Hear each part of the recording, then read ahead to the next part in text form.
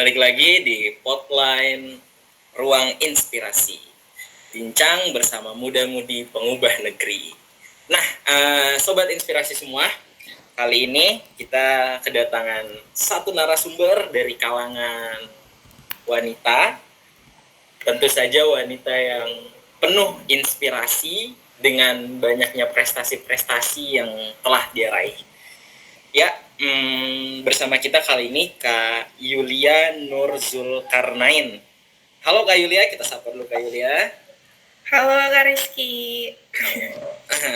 Biasa panggilannya apa nih, Kak Yulia, Nur atau Zulkarnain? Yulia dong, kalau Zulkarnain cowok deh. Oh iya, Yulia ya biasa panggilnya.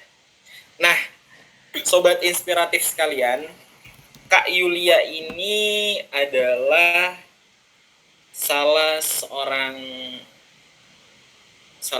inspiratif muda dari kalangan perempuan. Dia pernah menempuh pendidikan di Universitas Darussalam Gontor, betul ya Kak? Iya Kak Rizky. S1 Universitas Darussalam Gontor, jurusan pendidikan bahasa Arab. Dan pendidikan agama Islam. Oh, S1-nya pendidikan agama Islam. Oh iya, sorry. Dan sekarang lagi menempuh pendidikan lagi menempuh jenjang S2 pendidikan agama Islam juga. Dan dulu, pendidikan bahasa Arab. Aduh, kebalik, sorry. Sekarang lagi nempuh S2 pendidikan bahasa Arab. Dan sebelum S1 S2 di Gontor, dulu pernah jadi santri Gontor, betul ya? Gontor Putri 1. Waduh, Masya Allah nih. Gontor banget kayunya. Dari S1 sampai S2. Insya Allah. Nah, pernah bekerja sebagai staf direktorat kepesantrenan Universitas Darussalam Gontor dan staf pasca sarjana Universitas Darussalam Gontor. Aduh, saya berasa lagi sharing sama dosen pembimbing ya, jadi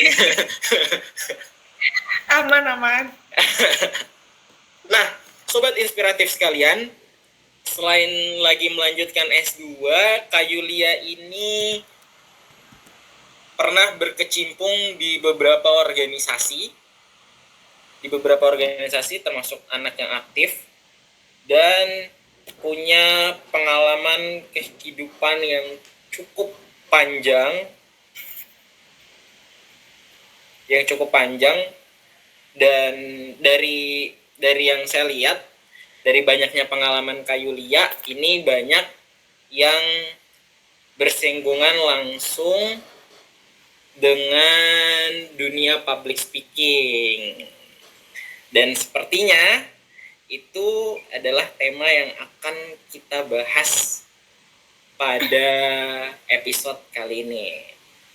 Di episode kali ini kita bakal ngebahas tentang leadership insight, wawasan kepemimpinan. Wah, ini kalau ngebahas leadership insight emang makanan anak Gontor banget nih. Makanan anak Gontor banget. Dan Sobat Inspiratif sekalian, Kak Yulia ini memiliki beberapa prestasi yang cukup banyak dari lingkungan sekolah, pesantren maupun nasional. Insyaallah. Nah, langsung aja, mungkin biar lebih jelas kita sapa-sapa Kak Yulia. Silakan Kak Yulia bisa menceritakan tentang profil diri sendiri, di spill sedikit untuk Sobat Inspiratif sekalian. Duh, jadi aku nih yang spill. Oke. Bismillahirrahmanirrahim. Assalamualaikum warahmatullahi wabarakatuh. Perkenalkan, nama aku Yulia Nur Zulkarnain. Di sini nggak usah gimana-gimana, kita sama-sama belajar. Aku juga masih punya ilmu yang kurang. Ini kita sharing aja. Aku berlatar belakang emang anak pondok yang selalu di asrama. Dari lulus SD sampai sekarang S2 di pondok lagi. Dan ini aku S2 juga asrama, cuman sekarang jadi staf di pasca sarjana Universitas Darussalam. sedikit latar belakang, memang aku karena aku di lingkungan berasrama, jadi mungkin agak susah untuk punya relasi di dunia luar. Tapi untuk diri aku sendiri, aku suka untuk berinteraksi sama orang, aku suka kenal sama banyak orang, karena aku tahu zona nyamanku tuh di pondok aja terus gitu. Tapi masa sih mau di situ-situ aja? Kan kita juga harus kenalan ya sama siapa nih? Ada Fikri Hanif, ada Kak Okta, ada Kak Rizky gitu. Kita harus nyari kenalan-kenalan yang banyak gitu. Buat apa? Dengan niat untuk sama-sama kita belajar bareng-bareng dan mencari ilmu. Jadi apa yang kamu lihat di kurikulum itu hanya bonus dan seranggal-seranggal aku untuk belajar gitu. Jadi nggak semata-mata aku gimana-gimana. Yang penting uh, apa yang kamu lihat itu semata-mata hanya bonus karena hasil usahaku aja gitu, Kak Rizky.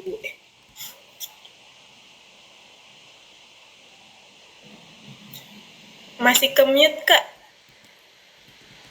Oke, sorry. Grogi banget ngobrol sama anak gontor. Nah, oke, Kak Yulia, dari berarti mondok dari SMP, SMA? Lulus SD, lulus SD. Lulus SD, SMP berarti ya? SMP. Lulus SD, SMP mondok, terus sampai S2. Oh ya, tadi Kak Yulia belum ngasih tahu nih, Kak Yulia lahir tahun berapa? Aku lahir, aku anak 2000-an. 2002? 2000-an, 2000, 2000. Oh, 2000. Oh, 2000 pas. Berarti di Gontor udah sekitar belasan tahun ya? 12 lah, 12 kayaknya, 12.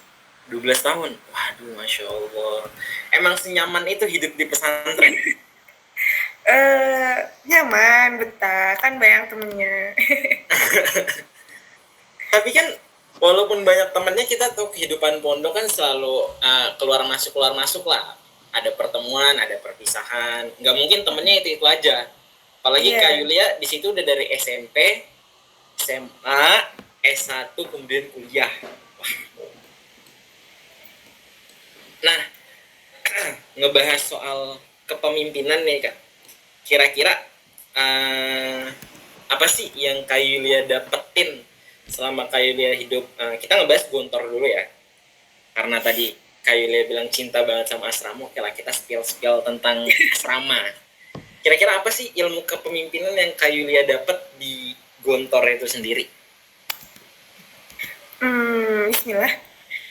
Ilmu yang aku dapat ketika di Gontor itu, Gontor tuh punya salah satu moto, kita itu berdiri di atas dan untuk semua golongan. Jadi ketika kita masuk satu lingkupan yang sama, ya kita sama, nggak ada yang beda, nggak ada perbedaan. Mau dia anaknya presiden, mau dia anaknya gubernur gitu, kita diperlakukan sama. Nah itu salah satu bentuk yang selalu aku ingat, dan ketika kita menjadi seorang pemimpin, yang harus kita ingat yang pertama adalah kebermanfaatan, karena khairun nasi anfa'uhum linnas, sebaik-baiknya manusia adalah yang memberi manfaat. Percuma kita punya gelar yang tinggi, percuma kita punya ilmu yang banyak, tapi kita nggak memberikan ilmu itu gitu. Nah itu nggak ada apa-apanya Kak Rizky gitu. Jadi kalau misalnya kita punya pengalaman yang banyak, kita punya ilmu, sedikit ilmu yang kita punya, berikan aja kepada orang lain, karena itu dengan sedikit ilmu yang kita punya mungkin bisa memberi dampak kepada orang lain. Itu sih yang aku sering tanamin, karena di pondok itu juga punya moto pondok kan, keikhlasan, kesederhanaan, ukhuwah Islamiyah, itu menjadi salah satu fondasi kita dan aku ketika hidup di masyarakat dan di lingkup pondok sendiri gitu Kak Rizky. Wow, jadi mindset itu tuh justru dibangun sama moto dari Gontor itu sendiri ya. Iya. Nah, berarti apa yang udah pernah kakak terapin, yang udah dari moto yang tadi Kak Yulia sebutin nih, dari moto yang tadi kamu sebutin tentang moto Gontor itu sendiri, apa kira-kira yang udah benar-benar kamu terapin di lingkungan Gontor, dan kira-kira itu udah kamu terapin di dunia luar belum? Karena kan kamu S2, nggak mungkin lingkup kamu cuma Gontor dong. Ditambah lagi di sini di biografi kamu di situ pernah jadi juara harapan 2 LKTI Munas Korsima PAI se-Indonesia. Silakan Kak Yulia. Untuk penerapan tersebut, jadi tuh kalau di Gontor tuh ada satu bahasa yang disebutnya tuh Yahanu. Yahanu itu kayak bahasa Arab gitu, yang artinya tuh kayak sok-sokan gitu. Tapi sok-sokan di sini bukan kayak sok-sokan sombong gitu, enggak. Tapi sok-sokan di sini kayak bisa nggak bisa aku harus bisa gitu. Jadi di Gontor tuh diterapin dengan kata Yahanu fakot. Ya udah kita Yahanu aja dulu, so bisa aja dulu. Mau nanti urusan bisa enggaknya ya udah gitu. Jadi kayak tetap bisa nggak bisa harus dibisa-bisain karena kalau guruku di pondok tuh bilang apa yang kamu bawa keluar itu yang kamu dapetin dari sini gitu. Masa ketika kamu udah lama di sini kamu nggak mau memberikan itu ketika di luar gitu. Jadi ketika ada orang berekspektasi tinggi kayak misalnya Kak Rizky bilang aduh Masya Allah gitu-gitu kan, sebenarnya aku pun juga masih jadi orang yang kurang akan ilmu dan haus akan ilmu gitu. Tapi gimana pun caranya ketika kita tahu alma mater kita apa ya kita berikan yang terbaik aja. Kayak misalnya Kak Rizky seumpama kuliah di UI gitu, kan pasti orang-orang berpikiran nih, wah UI keren nih, universitas ternama di Indonesia. Kan orang punya mindset pasti orangnya keren-keren nih, pasti orangnya kece-kece nih gitu. Tapi nggak semua orang yang di dalam itu punya mindset dan pemikiran seperti itu. Nah sama, aku juga di posisi itu, tapi gimana caranya kita bisa memberikan dampak dan manfaat dari ekspektasi orang-orang itu, walaupun sebenarnya kita juga ya sebenarnya biasa aja gitu. Tapi dengan ekspektasi orang itu ayo kita aku mau dia belajar aku juga belajar biar ilmu yang aku kasih nyampe ke dia biar dia juga dapat pemahaman ilmu dari aku gitu. Nah untuk pengalaman-pengalaman itu kan memang di dalam pondok nggak boleh ya susah untuk keluar, tapi aku orang yang susah banget diem kayak pengen aja gitu cari kegiatan di luar. Jadi gimana pun caranya aku survive dan effort banget buat nyari lomba-lomba kayak gitu. Itu sempet juga nggak diizinin, tapi ketika nggak diizinin kita harusnya tunjukin sebenarnya orang yang di pondok itu juga bisa loh untuk berkembang di luar. Nah makanya aku buktiin dengan ngikut-ngikut lomba ya sampai hadirlah di sini di public speaking inspirasi gitu Kak. Kan kalau nggak, nah dari situ juga kita harus mulai dari rasa kepo. Kita cari hal-hal misalnya kita punya IG nih, IG yang kita follow tuh apa sih? Yang kita follow juga harus yang self improvement lah, yang kita follow harus yang baik-baik biar ketika muncul di timeline kita itu yang baik-baik juga yang bisa meningkatkan diri kita juga. Kalau kita follow yang kayak joget-joget nih, kita follow yang ini nih pasti yang muncul ya gitu-gitu terus gitu kan, nggak ningkatin diri kita. Nah kita harus follow yang keren-kerennya, mau di Ayunda, Jerome, Clash of Champion yang kayak ketika kita lihat ih aku bisa nih kayak mereka gitu. Masya Allah, ini saya berasa dapat wejangan dari dosen kuliah malam.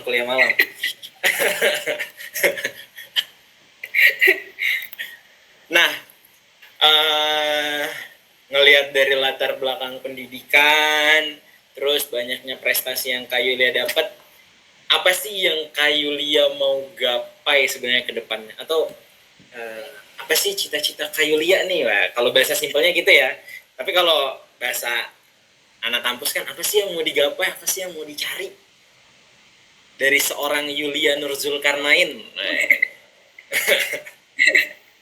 Udah dalam banget nih pertanyaannya. Langsung dijawab nih Kak Rizky. Silahkan dijawab. Oke, kalau ditanya apa sih tujuan yang ingin dicapai atau apa sih cita-cita gitu.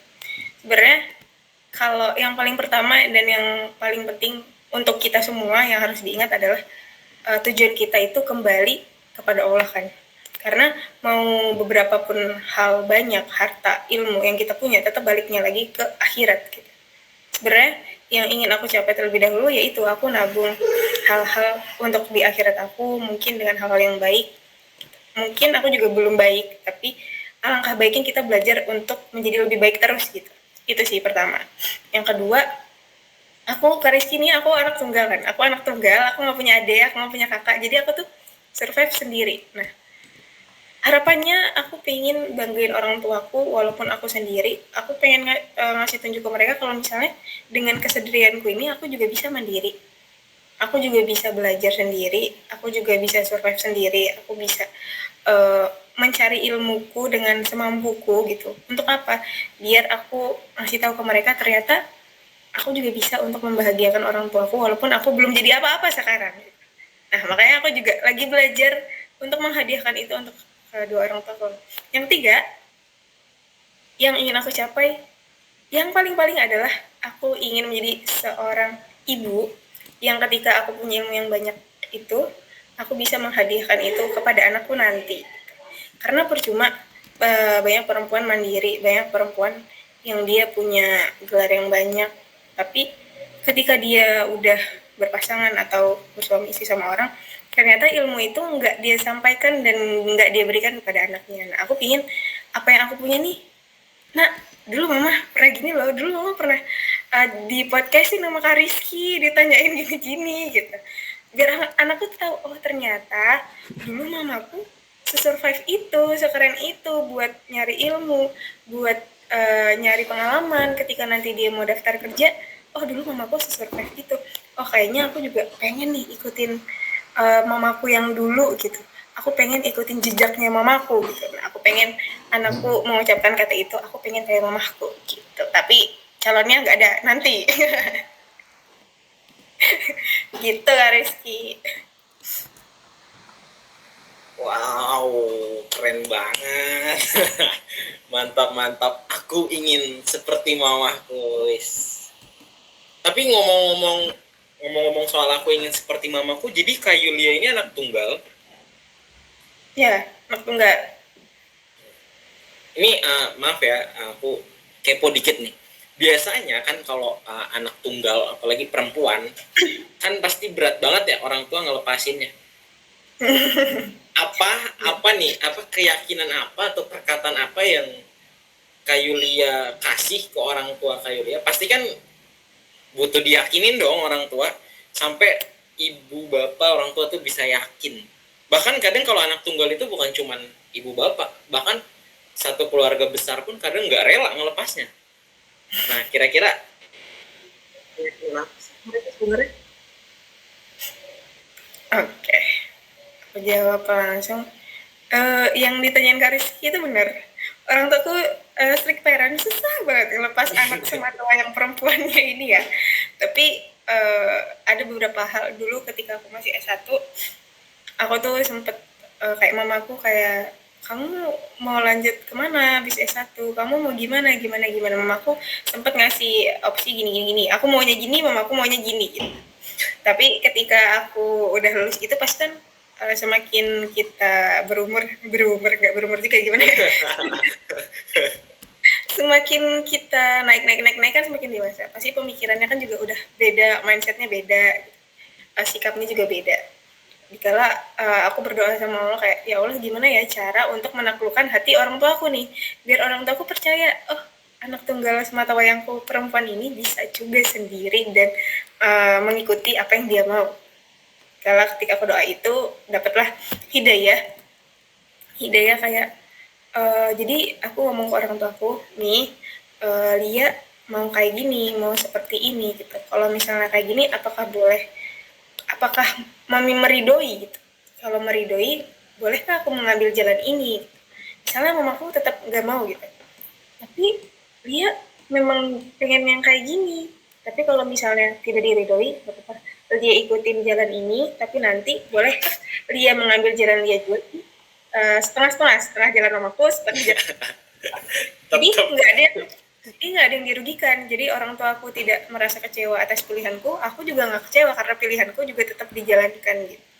Nah, sampailah aku masuk ke S2, aku mulai ngerti gimana sih cara kita berkomunikasi sama orang tua biar mereka itu paham. Karena aku pernah dengar juga dari ceramah Ustadz, kalau ini tentang kayak jodoh gitu ya. Jadi sebenarnya orang tua itu nggak boleh ngelarang anaknya ketika dia mau sama siapa gitu. Sama aja kayak mimpi.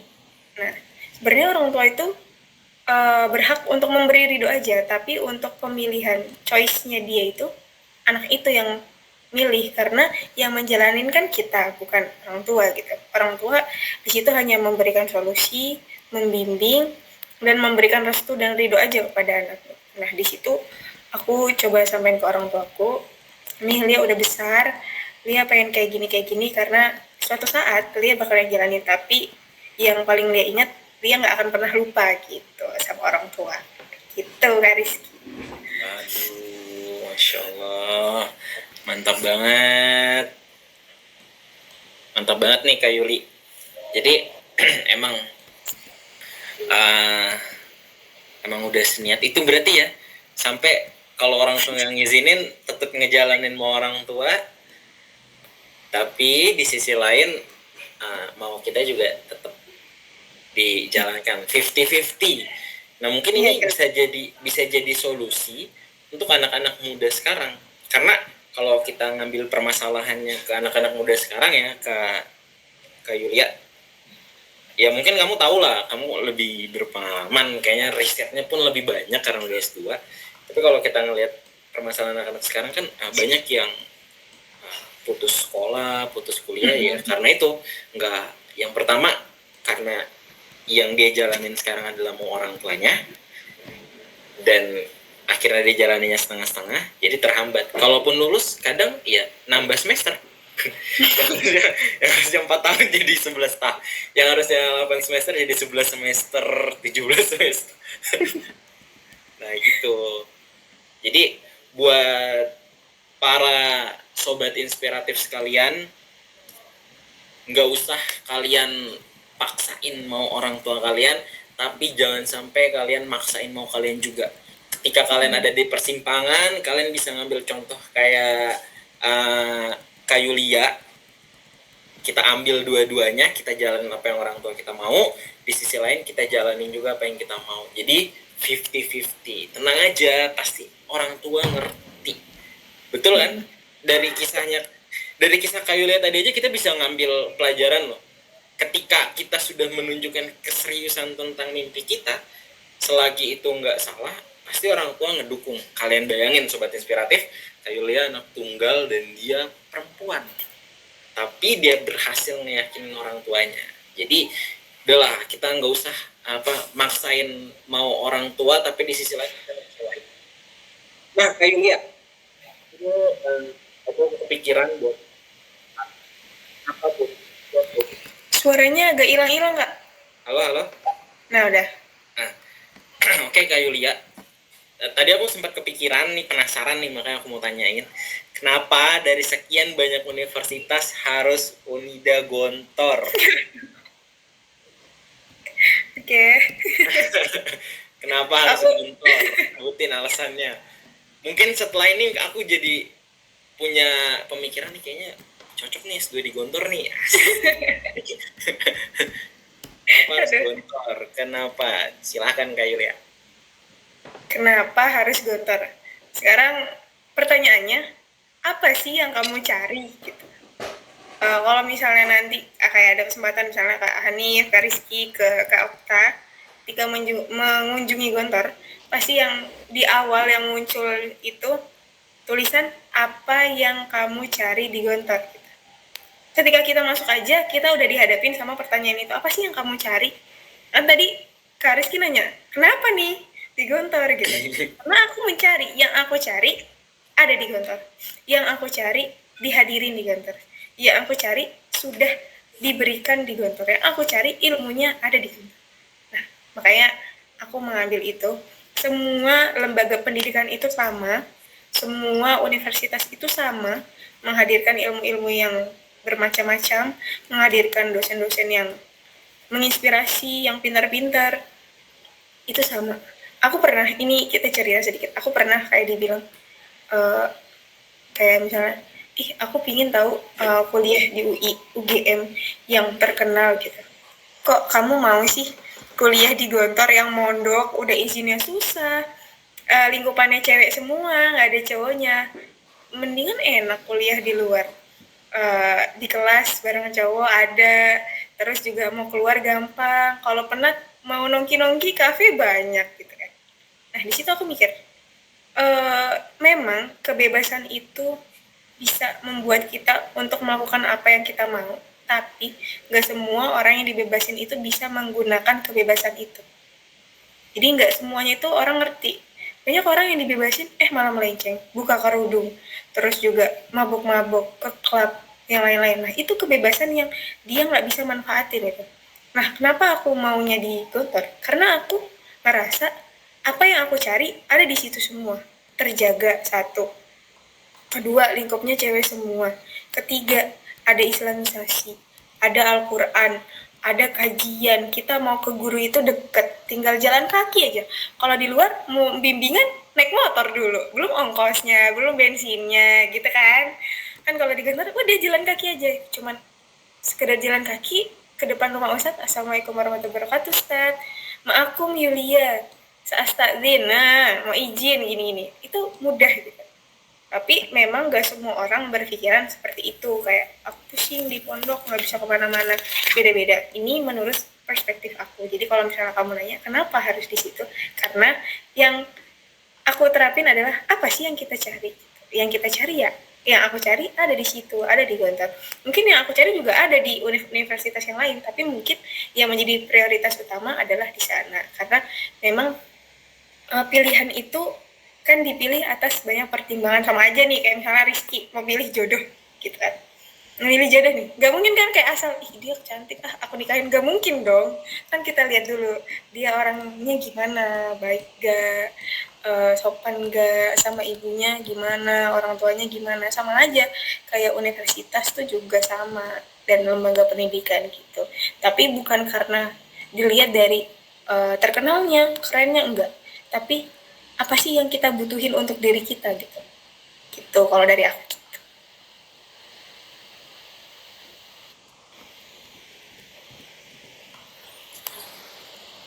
Wow, keren banget. Jadi apa sih yang aku cari? Iya betul, aku tahu itu. Jadi emang setiap masuk Gontor ada pelang itu ya, pertanyaan apa yang kamu cari di Gontor? Karena aku punya teman beberapa orang Gontor, dan dulu emang di pesantren aku kan dulu juga pernah mondok pesantren, dan kebetulan memang kalau ngambil pengabdian dulu zaman aku tuh, pas zaman aku santri, mengambil pengabdian dari Gontor. Dan cara Gontor memimpin itu sangat keras. Bisa karena mereka pun dididik kayak gitu.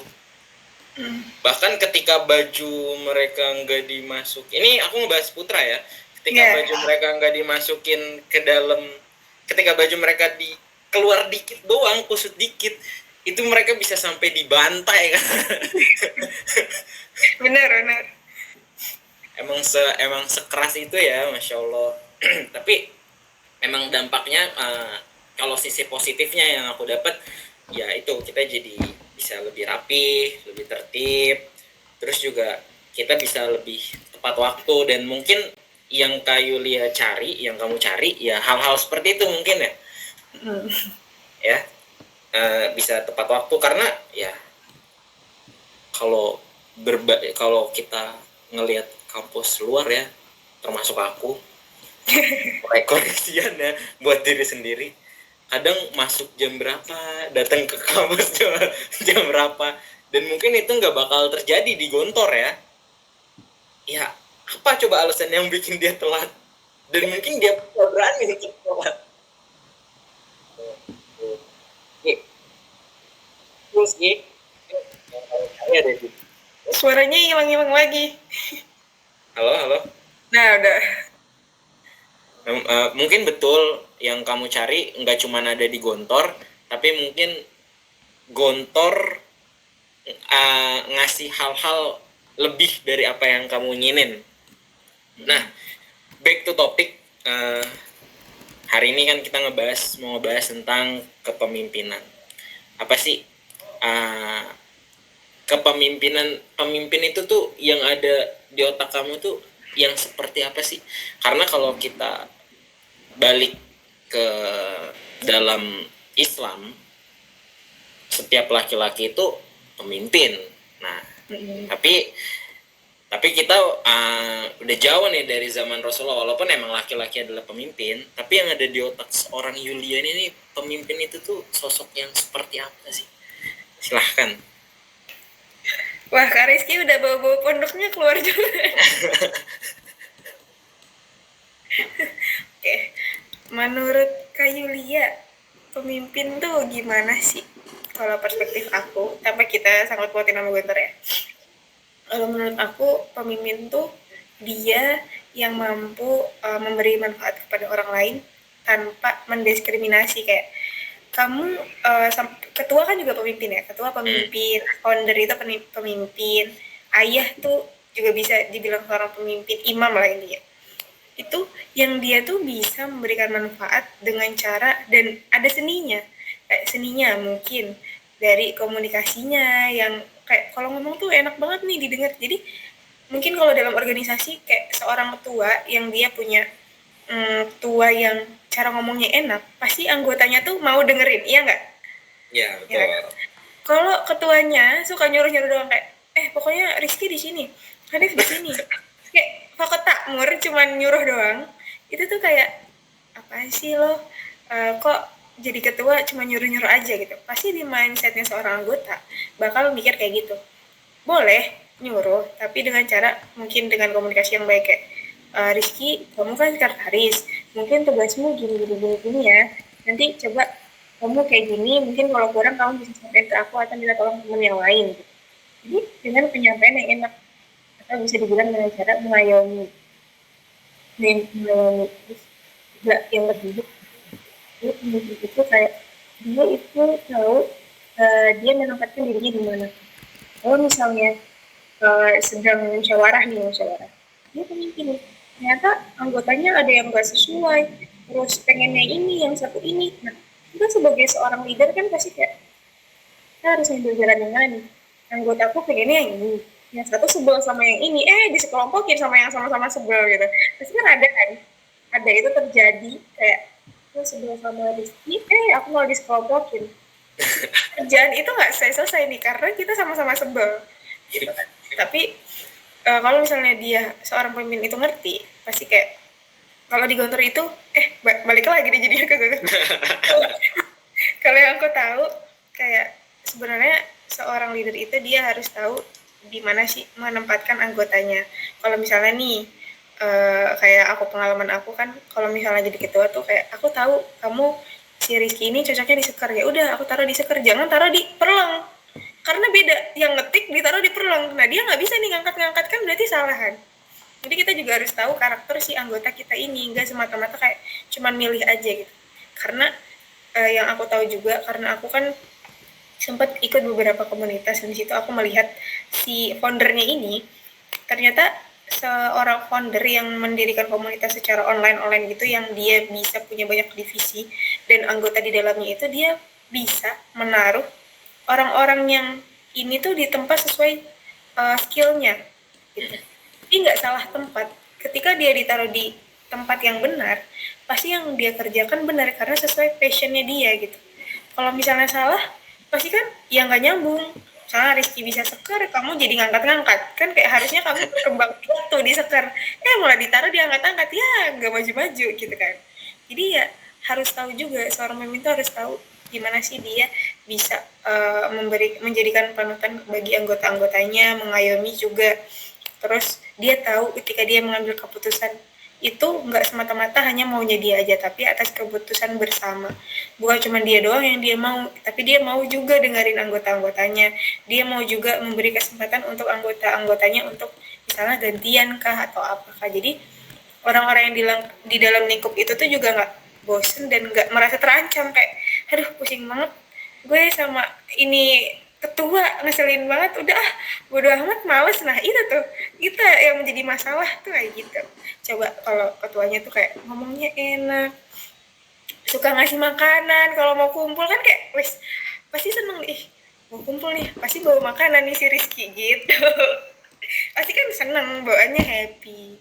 Karena aku kalau misalnya di Gento tuh kan kadang kalau misalnya kayak ustadzah atau mahasiswi atau kita tuh yang menjadi pengurus kayak kalau misalnya mau ngajak kumpul anggota-anggota ada bawa makanan, ada bawa es gitu. Jadi ketika kumpul tuh mereka seneng mau mendengarkan apa yang menjadi program kerja itu. Jadi nggak semata-mata kayak pusing banget dengerin program kerja, tapi ada hiburannya, ada makanannya, ada ketawa-ketawanya gitu. Wow, ini lebih ke curhat pribadi ya kan?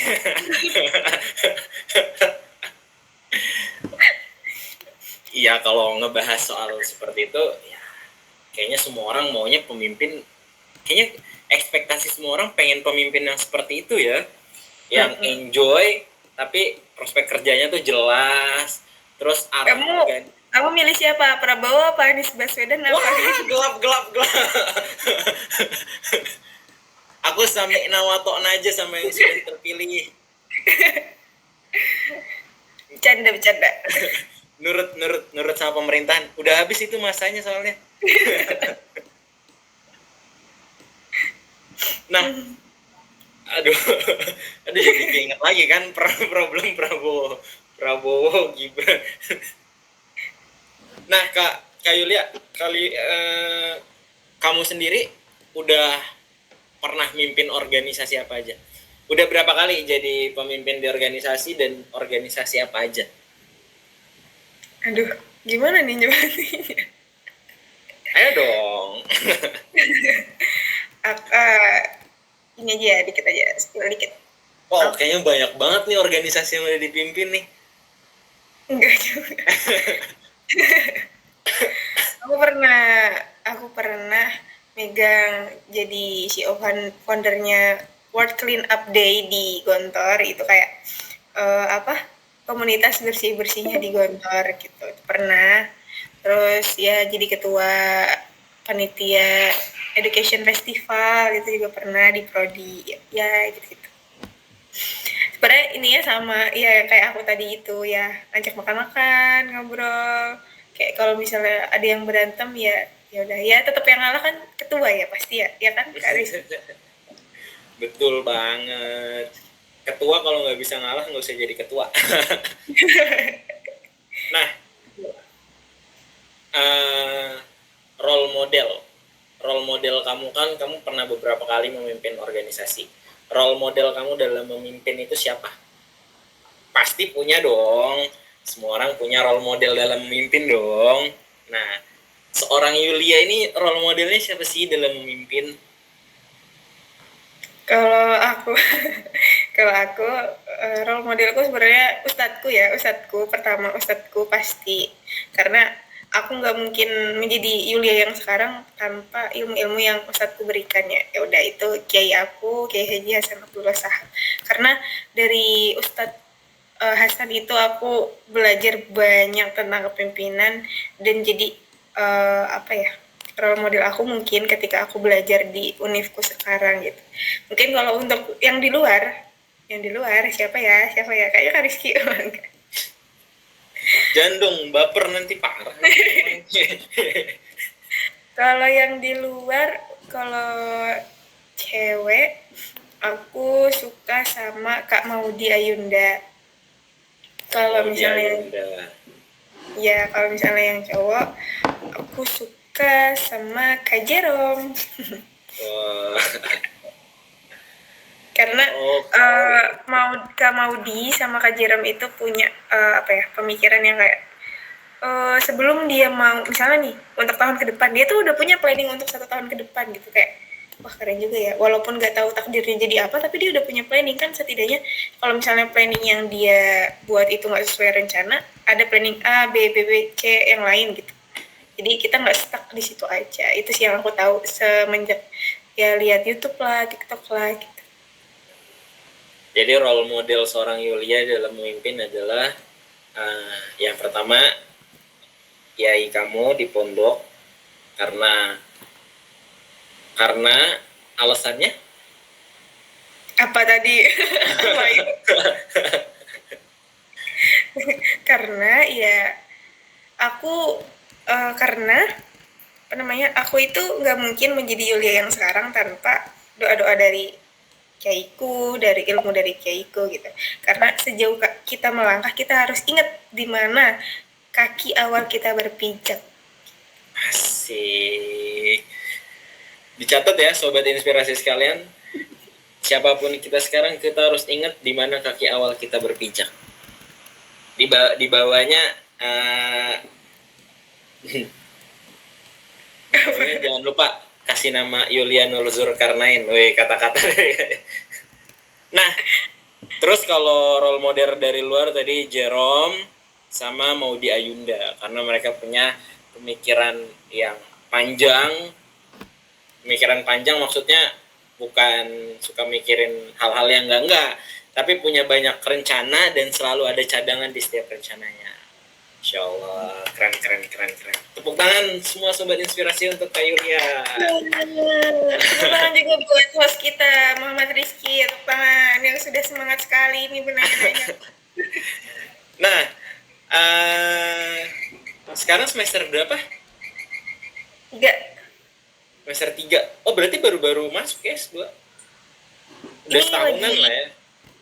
Minta doanya lagi mau ujian proposal. Wisudanya Desember, doain ya, semoga bisa wisuda di bulan Desember. S3-nya nanti di Unida Gontor lagi? Enggak, S3 sama suami aja deh, istri jadi istri.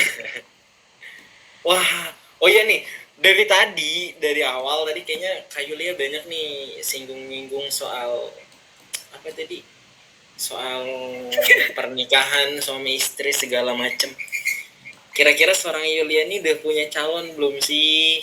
Kali aja kan banyak sobat inspiratif yang nonton episode ini.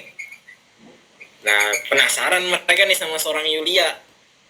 Langsung lah dikasih tahu, kira-kira udah punya calon apa belum sih seorang Yulia Nur Zulkarnain nih? Ini bukan pertanyaan.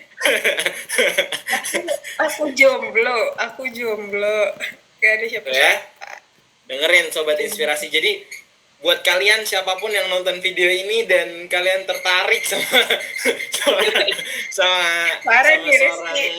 seorang gontors banget, langsung kepoin aja Instagramnya, ada di link di bawah sini nanti. Ini Kak Okta yang sama Kak Hanif yang diem-diem ketawa nih kayaknya di belakang.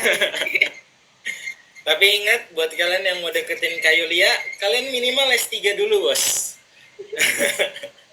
Karena Kak Yulia sudah S2. Dan tepat waktu ya S1-nya ya, 4 tahun? Atau kurang dari itu? 3,5, Masya Allah. Keren. Nah, seru banget ngobrol-ngobrol bareng Kak Yulia. Nggak berasa kita udah hampir 1 jam ngobrol-ngobrol dari tadi. Kita ngebahas soal pemimpin, soal gontor, terus banyak yang udah kita bahas. Dan episode kali ini cukup menarik. Bukan cukup menarik, sangat menarik banget.